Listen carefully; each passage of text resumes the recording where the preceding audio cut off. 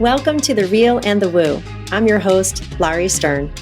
Join me as I invite experts and friends to discuss a range of topics, from the factual and practical to the mystical and magical.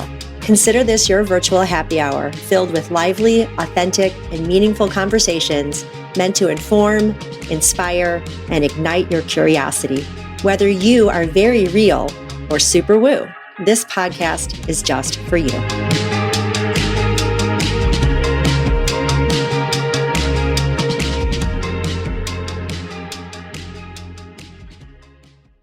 Welcome to The Real and the Woo. I'm your host, Laurie Stern. I'm with Jim Berkenstadt, who is really badass. I was reading up on you, sir, in the music world. And I'm going to let you introduce yourself because I know you have a tagline and I don't want to screw it up. But I met your daughter, Becca, and we were having a conversation at the time about music and my love of music. During our conversation, we were talking about a podcast guest I had on, he's one of the drummers for Dark Star Orchestra. He's like my little brother.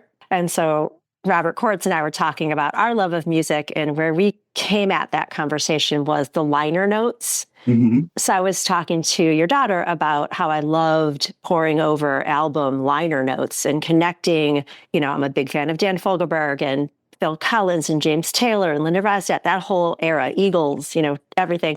And how Russ Kunkel and Leland Sklar, like how people sort of cross-connected. And then she's like, well, if you're into that kind of stuff, you'd really like to talk to my dad. So why don't you tell my listeners why I want to talk to her dad? Well, it sounds like you could be my sister. I think so. Yeah, I was looking at when you were born, and I'm 65, and you're 56, I want to say. 1956? 1956, yeah. But I meant you could be my sister because we'd both be sitting and looking at albums. Yeah. But I mean, I've got my older siblings were born in 53 and 54. No. And then I have one in between who was born in 60, and I was born in 65. So I was raised with hippies like you probably were, maybe still are. So let's let everybody know why you're amazing. Well, so I'm known in the entertainment industry as the rock and roll detective. And as the rock and roll detective, people often like to say, well, when did you start that? How did you know you wanted to be the rock and roll detective? And I really date it back to 8th grade when in 1969, I believe it was, there was a rumor going around the whole world that Paul McCartney was dead. Oh, yeah. And if you played, which song was it? Backwards. And you take me back where I came from. Well, it's the end of a Paul McCartney song, and then it's right in between in a groove. And it's on the White Album. I just can't remember the song. But yeah, if you turn it backwards, you hear Paul is dead. I remember that. Yeah. I grew up with the White Album. And what I love about you, I'm going to interrupt you for just a second before you go on. The White Album came with 8x10 glossies of all the Beatles. Oh, yeah. I literally would sit, I don't know, I was like 4. I would sit to the picture of George Harrison, who had a huge crush on George. I didn't like any of the other Beatles. I only liked George. And I would sing Obla Di, Obla Da to him. And I would sing Little Piggies. He sang that song, Little Piggies. Love that song. And Dear Prudence, he didn't sing that. And of course, My Guitar Gently Weeps. I mean, classic. So, yeah. So anyway, I love that you love George. Yes, George. Well, we'll get to George in a minute. But back in 8th grade, I was before some kind of political science type course that you have in 8th grade to learn about the government and whatnot. I was showing all these guys before the class started. I had brought the albums and I was pointing to the clues and I was telling them all about this Paul is dead conspiracy. And then I was telling them that I had solved the case and that it wasn't true and that Paul was still alive and all that stuff. And I didn't know this, but the teacher was standing behind me the whole time. Mm. And he said, Jim, this is really fascinating. And of course, it's a worldwide news topic right now. So would you like to present this to the whole class next Thursday, which was like a week away? And I said, yeah, I guess so. So I love that. That was really the start of it. And then a lot of it was Beatles for many years, although I would, be checking the liner notes and reading up on all these other groups that I was growing up with. But the concentration was in the Beatles. So around 1998, Well, actually, 1994, I wrote the book up here, Black Market Beatles, and that was about their lost recordings. And at that time, the Beatles were putting together this thing called the anthology, which would be both a movie and a box set. And the box set would just be tons of unreleased recordings. And so a friend of mine was visiting Neil Aspinall, the CEO of Apple, and he saw my book on their desk. And he told me about that. He asked Neil about it. Neil said, yeah, this is like our Bible. We can find out what the good and the bad are, and it'll just be very helpful. So that was exciting for me. Apple Records, right? Not Apple, Yeah. Apple. Yeah. Right. Back in the day, that was the only Apple. That's right. Yeah. You could write a whole book on the lawsuits between those two companies over. Really? So around 1998, I heard that George Harrison was going to redo the album All Things Must Pass and like remaster it, so make it sound cleaner. And I thought, geez, we bought the 8-track, we bought the cassette, we bought the vinyl, then we bought the CD, and now he's releasing it again. And so I found out who his personal assistant was. Her name was Linda. And they had a Dark Horse office in LA, and I wrote her a letter and said, I'd really like to tell George that, boomers have bought this album over and over, and that if he's going to do it again, it's great that he's cleaning it up, but you got to give the fans extra tracks, give them some bonus tracks, because then they're definitely going to buy it. Even if you give them one bonus track on an old box set, they're going to buy the box set for the one track. So she turned that over to him, and then he hired me for a while there as a consultant. And so I provided him with all these unreleased tracks from that album, both acoustic and electric versions of songs that I had just collected over the years. And they were bootlegs. And then he asked me about some other things. Like he asked me about these lost Let It Be movie recordings and things like that, and realized that I knew a lot about this stuff. So right before he died at the last Apple, it's really called Apple Core Limited, and Apple Records is like a division of that. But at the last Apple board meeting before he passed away, he said, there's this guy in Madison, Wisconsin who knows more about these things than we do, and you really should hire him for this project of turning Let It Be into a more extended film. And so Ringo, and the reason why I know what happened is because Linda had a cassette and she had to transcribe the meeting for George from the cassette, so he'd have notes to refer back to. And she was listening to the tape and she called me up and she goes, you got to hear this. And right after George tells him about me, Ringo says, where's Madison, Wisconsin? and Paul McCartney says to Ringo, it doesn't matter where Madison is. George has Jim's telephone number. What? So, just a hilarious little conversation about me at the Beatles meeting. So I love it.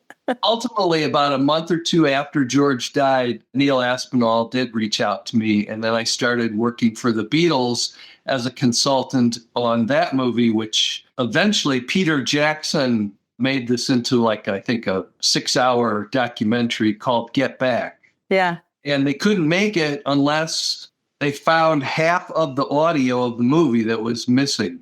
And without getting too deep in the weeds, there were basically 2 cameras and 2 reel-to-reel tape recorders synced to those cameras. And one of these former Apple employees stole all of one of the B camera, stole all of the reel-to-reel audio tapes. So you really are missing a lot of the movie if you can't see these different angles from these 2 cameras. Because sometimes one camera's recordings would run out and the other one would keep going. And so they were missing basically half the movie from an audio standpoint. So Neil Aspinall contacted me one day and said, you got to find this stuff for us. I'm like, all right. So eventually I found it. And How did you find it? Well, I had been, trading and collecting bootlegs with friends. Like they'd say, hey, I got this new one. What do you have? And, we'd trade and stuff. And one of the guys I was trading with seemed to know actual bootleggers, like the people that would actually find these recordings and then transfer them to CDs. So I asked him about this, and he said, I think that the guy who stole those sent them to this guy in Japan who has a CD store online where he sells bootlegs. So I contacted him, and sure enough, he said, yeah, I have them, but I'm only making one per week and selling one per week. And it was 60 hours of material. So for 60 weeks, I would purchase the CD until I got the whole set, and then I sent them all to Apple. And then this guy befriended me because I obviously spent a lot of money buying these CDs, and he confided in me the person who had stolen the masters and where they lived. So I immediately gave that information to Apple, and they knocked on his door in Brussels and found not just these tapes, but he stolen documents and all types of things. So it was good because Apple got to put all this back into their archives. What happened to the guy? Did he get arrested? He was arrested, yeah. Oh, wow. That's like a Dateline for like a music angle. Yeah, well, it was front page cover story on Rolling Stone. Wow. I don't recall that. I didn't want my name in there, but I knew what had happened. I was very happy that I could help them with that. And I've helped the Beatles and the George Harrison family with box sets, with documentaries, films, etc. I was the historical consultant on Martin Scorsese's film about George Harrison's life called Living in the Material World. I was reading that. And so you met the man himself, Martin Scorsese? No, if I met him, I probably met him at this screening that we had, a private screening, just like, hello. I don't think he knows who I am. But I worked with his editor who basically put the whole film together because Scorsese was out of the country working on another film at the time. But, he was sort of the overall director, but this editor really put it all together, David Tedeschi, who's great. In fact, he just got to direct the Beatles' newest film that came out called Beatles 64. So he's finally moved up and gotten to be the director.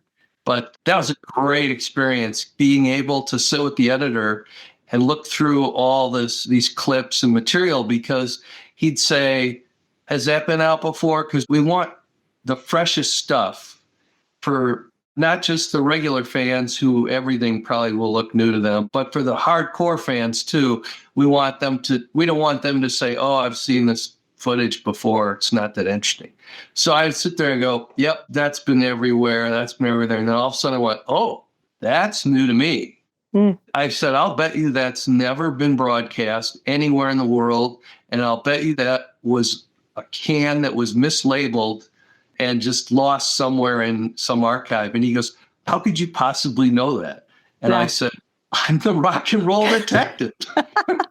You're a little bit intuitive, I'm guessing, too. It sounds like. I think that helps a lot. Yeah. It's almost like you're a ghost hunter, for music. Music hunter, yeah. So that's led to a lot of fun documentary projects for other filmmakers as well. And one of the recent ones, this is just a funny little side story. He said, I can't make this film. We just can't make it unless you find this wedding footage of a guy named Sebastian Bach jumping on stage and singing wedding song, because he was discovered at that wedding by music industry people. And then he was put with whatever heavy metal band he played with. Yeah. So I'm like, Sebastian Bach. And see, I was sort of already bringing up a family, and I was working as an attorney at the time. So I missed the whole heavy metal deal.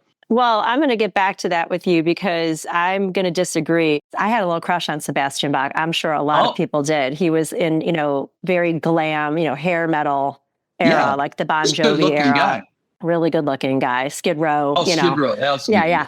And so that's fascinating. So whose wedding was it? I said this to the director. I said, well, who got married? We don't know. Where did the wedding take place? Oh, we do know that. It took place in the state of New Jersey. I said, what city, or do you know where the reception was held? Oh, we don't know any of that. All right, do you know the year? Nope, we don't know the year. So I said, you know nothing about this wedding. You just know that he jumped up on the stage and someone took the video. Yeah. He said, yeah, that's all there is. And he says, we can't make this movie without you, Jim, so don't let us down.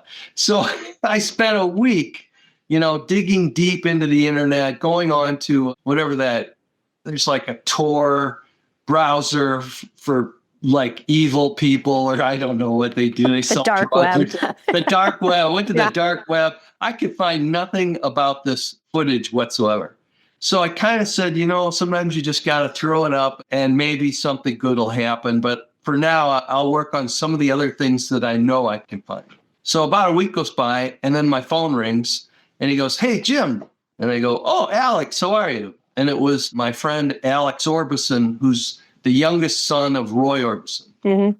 And so what's new? And he goes, oh, I just finished reading your book, Mysteries in the Music, Case Closed. And I loved it. I said, oh, thank you so much. That's really nice of you to call. He said, well, I have another reason for calling. A buddy of mine is going out on tour, and I told him about the book, and he was wondering if you could send him an autographed copy. I said, sure, what's his name? And he said, Sebastian Bach.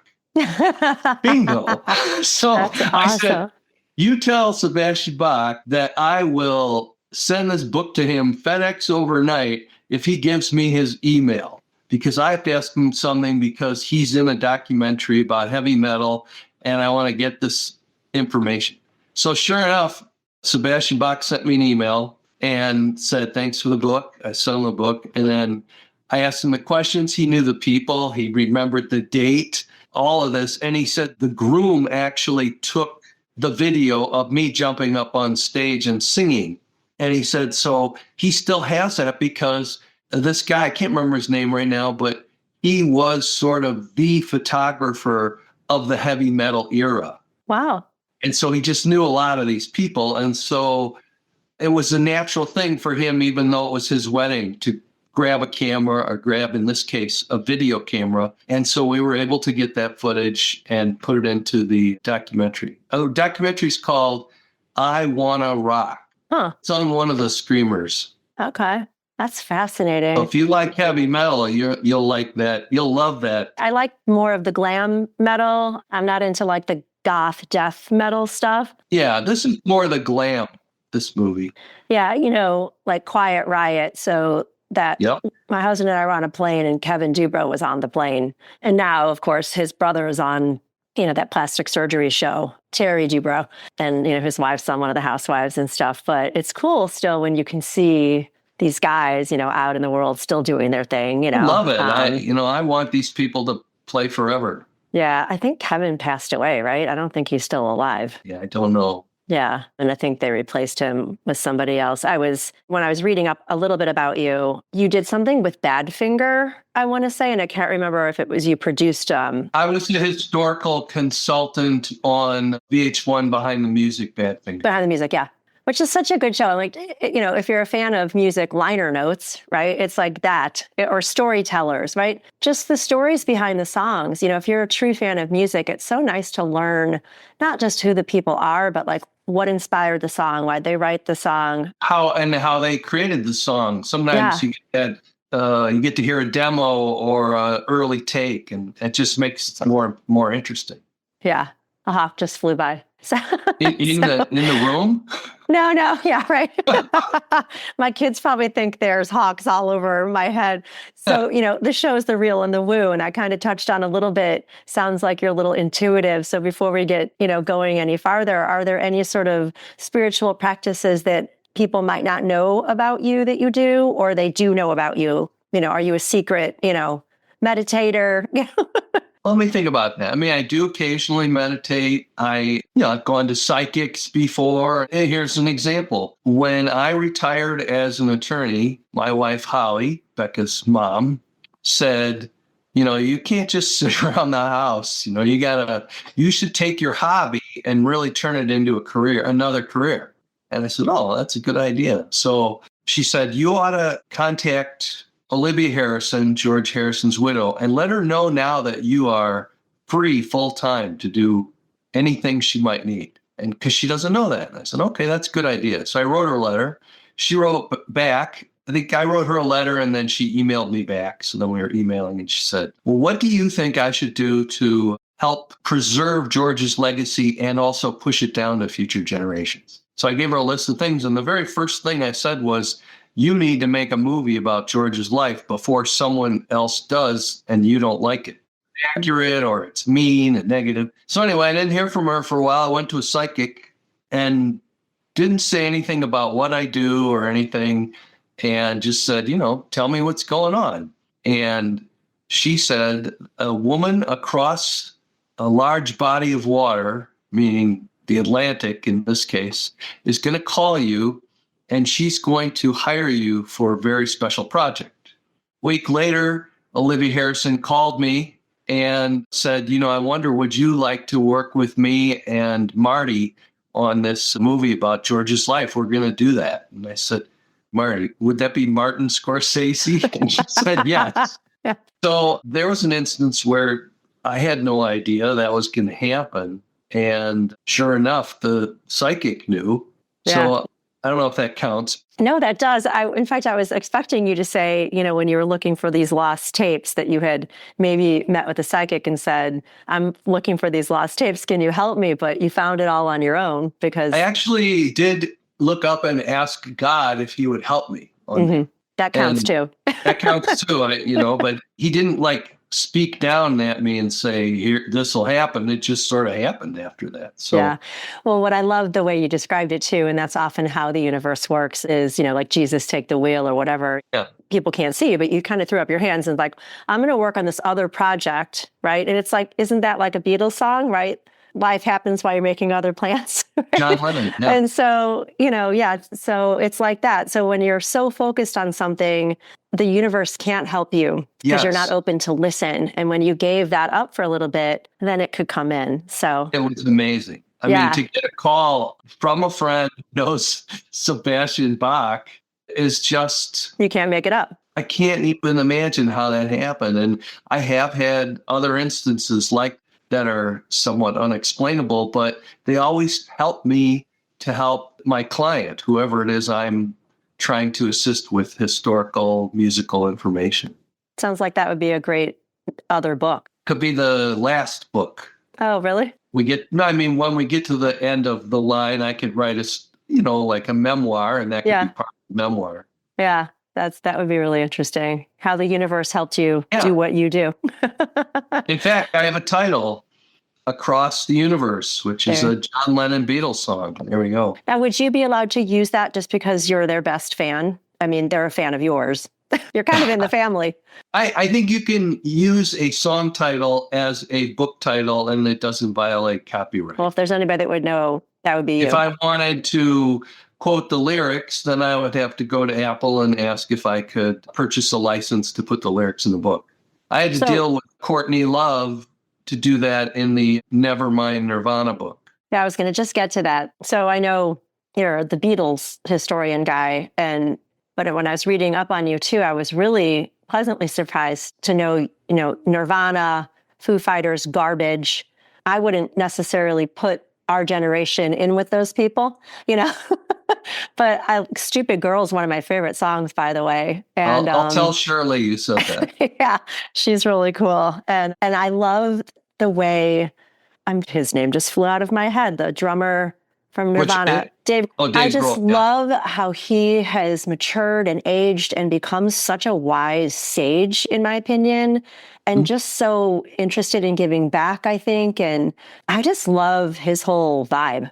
He's a really cool guy. I haven't met him. Yeah. But, from knowing Butch Vig since the 80s, we've been friends since then. He's really shared a lot with me about the people he's worked with. And I think Dave is one of his favorite people, both work-wise and as a friend. Yeah. How did you get into the Nirvana project? Well, it started with knowing Butch Vig. At the time I first met him... Remind people out there, who is Butch Vig? Okay, Butch Vig is a Grammy Award-winning producer who produced Nirvana, Smashing Pumpkins, Foo Fighters, Green Day, L7, which is a LA women's punk group, Against Me, which is a more modern day rock band. Just a lot of great hard rock bands from about the mid 80s till now. And at the time I'm in Madison, Wisconsin. He had a studio here called Smart Studios. And his brother and I worked together at the Wisconsin Cheeseman, which was a mail order food gift company. I was general counsel, and he was one of the buyers who would buy whatever, some component of putting the whole gifts together thing. And we went out to lunch one day, and then we found that we both love music. And then he said, you ought to hang out with my brother. He produces rock albums down the street. So then one time I went over there and we just started talking. And I said, what are you doing right now? He goes, I'm producing the first real album for a group called the Smashing Pumpkins. And I thought, what an odd name. And they were just not on the map yet. But that album, Gish, put them on the map. They were from Chicago. And then maybe shortly after that, Nirvana came to town a year or so later. He produced them, but, we were always in touch and always just kind of sharing what we were doing. I was writing articles at the time for music magazines as well as working. And then my first book I was working on in the early 90s, Black Market Beatles. So then around the mid 90s, I thought, Nirvana's Nevermind seems to be the most important rock album of this decade. I really liked it. And it kind of renewed my love of rock and roll because I wasn't really hip on the 80s rock that was sort of, electronic drums and electronic keyboards and that kind of thing. So, and I was busy having a family and such. But once the 90s came and I started to hear grunge and alternative, and then, and Butch was integral to that era, was just really cool. It was like I became a kid all over again and started to enjoy that kind of music. So I thought, hey, maybe I should write a book about it. And at the time, I was reading a book about the Milwaukee Brewers, and I have no idea why. But the thing about the book that I liked was it was sort of behind the scenes of one baseball game. So 300 pages to get through 9 innings of baseball, kind of like watching a game. Yeah. So it was just fascinating to me, all the stuff you don't see or hear, and you're watching the game because there's all these, there's signals and there's decisions made in the dugout and all these things affect the outcome of the game, but you don't know about them. Mm-hmm. And this guy delved into this one game and I said, that's what I want to do with the making of a record album. Oh. And then I said, I don't want to go all the way back to the 60s. I know Butch Vig, he produced it. I know I know that he started it here in Madison, and then they got a big record label deal with Geffen, and he finished it in LA, and they held out for him in order to get him because they were being pushed into accepting one of these big producers that had a lot of credits, but the band didn't, the band said, no, we like Butch Vig's vibe. He's the guy. He's the right person for us. So eventually they got him to go out there. And that was the first time he left Smart Studios to produce anywhere else. Is he back in Wisconsin or is he out in LA? Now he lives in LA. But it was just really interesting. And so I thought, there's both a local story and a more international story. And I also wanted to talk about how and why the album not only became so important to Gen Xers, but also how it changed music at the time. Because when that album was about to come out, Michael Jackson was on the top of the Billboard, and then you had a lot of country rockers on there, and you also still had heavy metal people all vying for top slots. And then all of a sudden, this completely new music came along and it changed radio programming and the charts changed and just a lot of things. And fashion, you're wearing a flannel shirt, flannel came back. Yeah. So there was a sociological element to the album as well, which to me made it more interesting. And then I was writing it, and all of a sudden one night I got a call from Charles Cross, who was sort of the king of journalists in Seattle at the time. And he knew the band really well. And he said, believe it or not, I'm writing the same book as you. And he said, it just seems like we're cannibalizing each other, book sales wise. Why don't we work together? And so that's what we did. And he covered the Seattle angle and the interviews with the band. And I covered the Madison angle and all the technical people, mastering and mixing and Butch. And then we covered what happened out in LA when they recorded the big album. So it was a great pairing of co-authors, in my opinion. He's a super nice guy. Sadly, he just passed away, but he wrote a zillion books, but I feel honored that I got to write a book with him. That's amazing. I'm sorry that you lost a friend. This album that you're talking about too, it's the one with the baby floating. Yeah. And there was just something I was reading about that baby, but the baby's all grown up now. And I want to say something came out like, I'm that baby. His name is slipping my mind right now. But anyway, he grew up, but while he was growing up, he felt really proud of the fact that he was on like the biggest album of the 90s. And then at some point, I think a lawyer got to him and said, hey, you can make a lot of money because you were underage and you were naked and it was displayed all over the country and all that. And, so you were, exploited. Exploited. Yeah. Mm-hmm. So that I knew that lawsuit wasn't going to go anywhere as a former trial attorney, but he sued the members of the band. He sued the estate of Kurt. He sued the photographer, everybody. And it didn't go anywhere. It got dismissed. He didn't get $1.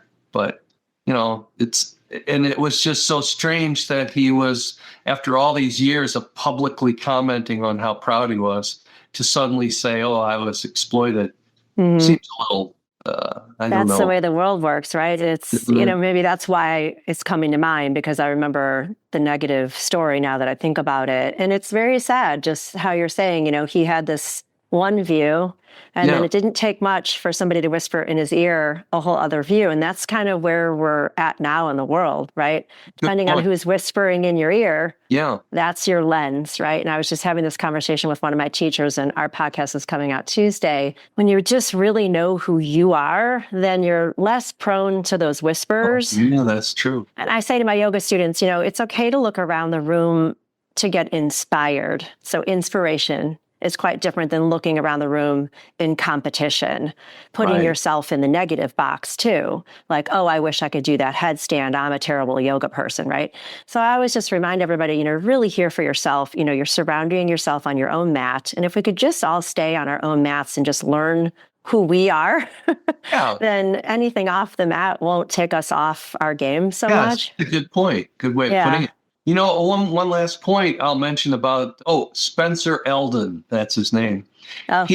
His mom, who obviously was his, legal representative in any legal matters when he was an infant, did sign a release saying that she would allow him to be used in the photo, did all these safety things. He was only underwater for like 2 seconds. Mm-hmm. His mom is actually the one that dunked him in, and it was all done very properly and safely. And so, whatever. Wow. It's Matt. I was Matt, exactly. You're telling all these wonderful stories, and I, just doing research again and trying to get to know you a little better. And again, thank you for spending this time with me. Oh, it's my pleasure. This article came through my feed of, like I already mentioned, I'm a big fan of Dan Fogelberg, who passed away. I saw one of his last concerts here in Chicago. By the way, speaking of Chicago, and Smashing Pumpkins, Billy Corgan has a tea shop here. In Madame Zuzu's. Yeah, right here. So, maybe you'll have to come visit and we'll have a chat. That would be really fun. I'd love that. I just read that Gene Fogelberg, so Irving Azoff, the bear, the big producer for Dan Fogelberg, I know that because I read the liner notes.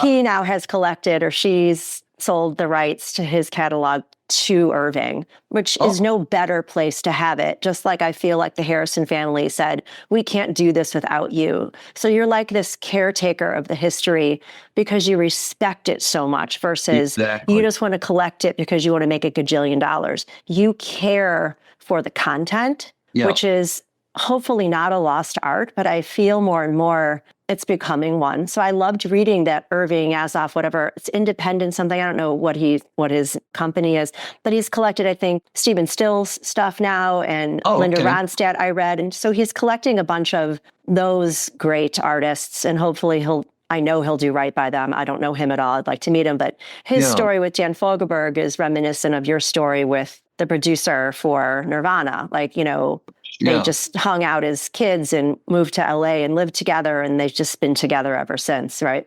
Speaking of preserving a legacy, I recently donated to our University of Wisconsin Mills Music Library like 600 Beatle vinyl albums, and I plan to give them everything on the other formats eventually.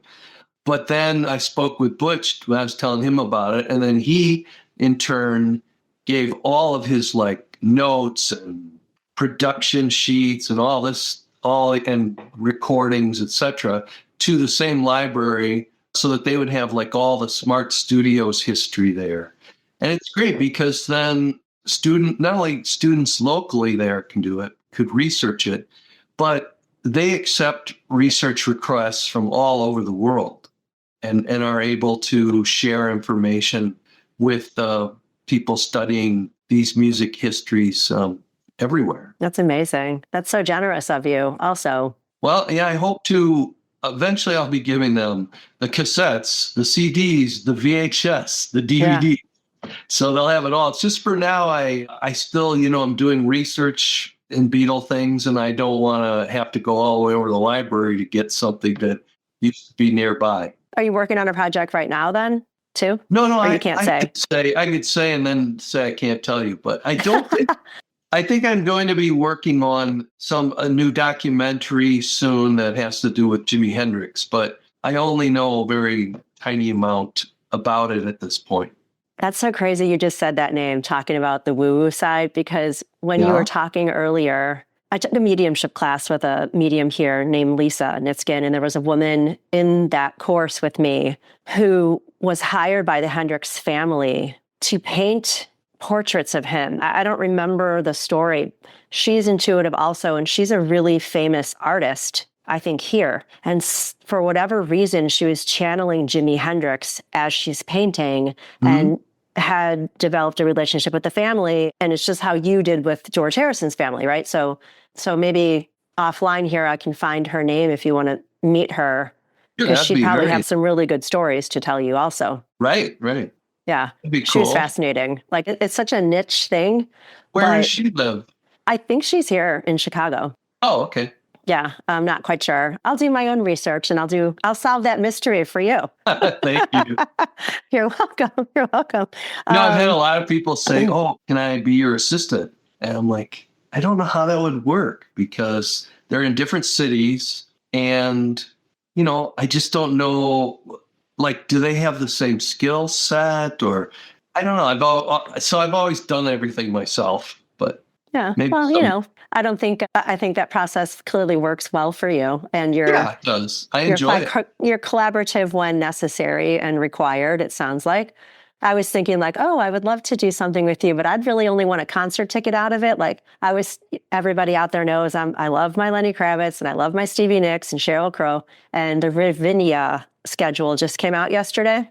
Oh. And I'm real salty about it because Lenny's coming. Tickets are $230 to sit in that pavilion, and they want $90 for a patch of grass. And I'm like, what, $90 to sit on the grass? When we moved here, a lawn seat was $7.50. And then the first jump it made, I want to say, was $15. And it's just gone nuts. And I'm like, when I used to go there, it was $5.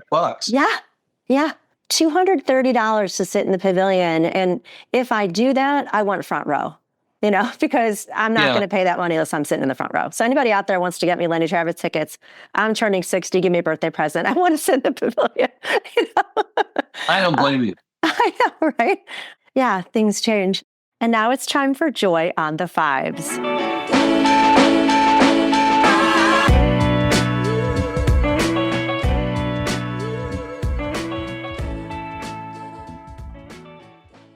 So, Jim, in this moment, I spring this on my guests like the news, weather, and traffic at 5 minutes to the hour. Okay. I'm imagining a world that includes joy in that. So, if you'd just like to come up with something that's bringing you joy right now, or something that you'd like to just discuss that's joyful for you, go right ahead. Wish I had known about this so I could think. I do pre-warn some people sometimes, and I apologize I didn't. Well, I would say the thing that brings me a lot of joy, and I get to see him a lot either through the phone or in person, and that is our little grandson, Henry, who is Becca's son, who now I gave him a ukulele, and he loves to strum it, and he calls it a guitar. But he's starting to listen to music and be able to point out instruments in the songs, and he's only like 2. So, but anyway, aside from his talent, he's just funny, cute, adorable, and first grandchild, and it's just a really cool thing to be a grandfather. So that brings me a ton of joy. That's so nice. I hope your shoulder heals quickly so you can lift him up, I think so. I think in a emergency I can do it. So I'm already at that point where I could pick him up and say ow, and it wouldn't do any harm. What, does he know how to tune it like my dog has, fleas, right? No, but he's starting to sing. It sounds like he's going to be able to sing on key. But he does, with regard to the strings and stuff, he's not ready to be playing a chord or anything, even one string chord. But when he gets there, I'll help him with that, and then I can help him tune it anytime I'm there. But his dad has a guitar, so he has a tuner, so he can tune the ukulele. But if a kid's just going to be banging away on it, you don't even need to tune it because they're not playing anything anyway that's, an actual song. I mean, kids these days, too, they're coming in so wise and open. And so it's no surprise that he's sort of in advanced years with his musicality, given who his grandfather is as well. Maybe he'll be the next Tiny Tim, It could be. It could be. Well, is there anything else you'd like to discuss? I feel like we're just scratching the surface of all. I mean, I didn't even get to the celebrity side of you with the show you did, the Celebrity Damage Control. Oh. What is that? Yeah, out of the blue, I was called producer who said, I hear you're an expert on like Kurt Cobain and Elvis Presley and John Lennon. I said, yeah. And they said, well, we're producers and we are in Montreal and we're a production company and we make shows for a series that's on the Reels network called Celebrity Legacies. And would you like to come and be the expert? And I said, sure. And they send you kind of I guess you'd call it a script outline. It's not really scripted, but it lets you know what questions they're going to ask. And then they give sample answers. And the answers were all like created by their staff of 20-year-olds who just used Wikipedia. And so a lot of mistakes there. So I redid it all with correct answers and such. But I went up there and it was really cool. They rented out like this beautiful mansion. And you'd do one episode in, say, the living room, and then they'd move you to a den and you'd do another episode. It's pretty tiring doing even just 2 hours a day because there's a lot of stopping and starting and makeup and all the equipment and all that stuff. But it was a blast, and it was just out of the blue. I don't, maybe they just read about me online, discovered me, because they never did tell me how they knew. But so I did. Celebrity Legacies is a theme where they tell you in the first half of the hour, who's this artist? Why are they important? What were the highlights of their life? And then they die. And then thus, Kurt Cobain, John Lennon, Elvis Presley all passed away. The second half of the show mostly focuses on a couple of lawyers who talk about how their estate had to be divided up, whether there were any family members who sued or, was there any controversy over the estate, and then show ends. That one day after I did one of those, I flew up there 2 or 3 times. And one day I was up there and I'd done a Celebrity Legacy and they said, hey, we're supposed to have this historian for our other show, Celebrity Damage Control. And I said, what's that about? And they said, that's about celebrities who, it's kind of like VH1 Behind the Music. Celebrities do well, they go up the mountain, and then all of a sudden something happens and they crash and burn. And I said, oh, which artist is this? And they said, Keith Richards. And I said, oh, I can do that. I just reviewed the questions, and then they put me in another room, and it was about the time when Keith and the Rolling Stones went to Canada, and Keith was arrested for heroin and that sort of thing. Did you actually get to meet any of these people, like Keith Richards, or? No, he wasn't there. So what they would do is they'd use like a film clip or an interview or a picture of him, and they just intercut that between all of us who are the talking heads. Usually there's 3 or 4 talking heads per hour, and then the rest is intercut with footage of whoever the celebrity is. Right. I hope to meet him someday. Yeah. I mean, now they don't even fly you to a mansion. Now it's just a green screen, like you're in the mansion, so you don't have to actually go anywhere. That's fascinating. What a multifaceted human you are. I'm so pleased I got to talk to you and meet you. Thank you, Lord. I really enjoyed the conversation and, really interesting questions. Oh, thank you.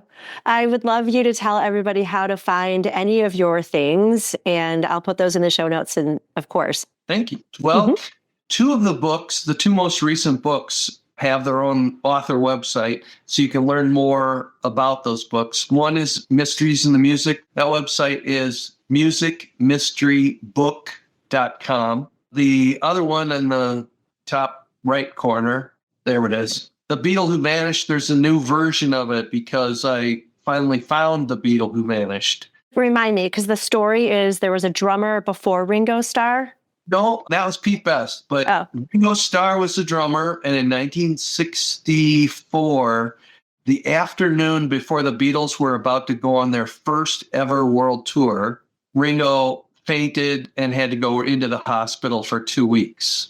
And he'd grown up as a pretty sickly kid. So the manager, Brian Epstein, had about 6 hours to find a drummer to fill in, because in those days, the expression was the show must go on, because there was no insurance to cancel or postpone a tour. There was no legal clause that allowed it. So the Beatles probably would have been sued by all these different promoters across all these countries. Their reputation would have been ruined. It would have been the end of the Beatles before it even really got started. So they found this drummer, Jimmy Nicol. He was just sort of a session drummer and well known amongst musicians in London, but not so well known the rest of the world. And he had started growing his hair like a Beatle haircut because that was the fashion. And so he kind of looked the part. They called him up and said, would you do this? Come down to Abbey Road. He went down to Abbey Road and played with the Beatles for 30 minutes. They played basically the live set that the Beatles wanted to do. And then they were amazed. It's like, how do you know all of Ringo's drum part? And in the book, I detail how fortuitously he happened to have learned many of Ringo's songs, and they ended up being the ones that the Beatles were going to tour on. So they didn't even have to rehearse with this guy. He knew the parts. And so the very next day, the day before, no girl will even look at him going down the street. And the next day, they're tearing his clothes off when he gets out of the limousine with the Beatles. So it's a story of an everyday guy who's suddenly thrust into this surprising role at the top of the entertainment world with the top group at their, height of Beatlemania popularity. And then after 2 weeks, it's over. He's done a good job. What do you do with the rest of your life after you've just been in this bubble where it's just magical? Everything goes your way. Do you need some caviar? Whatever.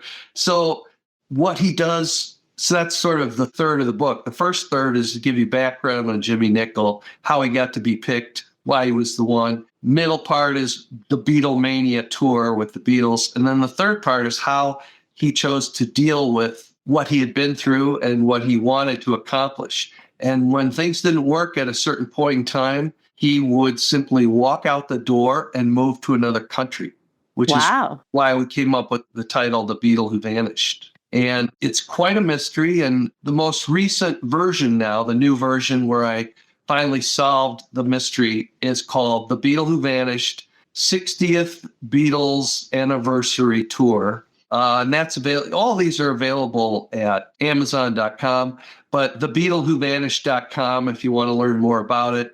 Also, those 2 websites, musicmysterybook.com and thebeatlewhovanished.com, people can also order signed copies if they want. But Nevermind Nirvana, Black Market Beatles, and the other two. They're all available at Amazon.com. Oh, also, if they want to know more about my career, that is rockandroll.com. Rockandroll.com or rock and roll? Oh, I'm sorry. You're right. Rock and Roll Detective. Yeah. Yeah, rock and roll. Rockandroll.com.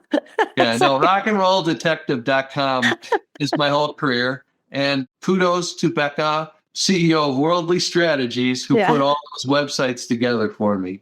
Yeah, they're good. I was looking at all of them and they're great. And she's so kind and hopeful to maintain and get to know her. You know, she's in this whole networking world.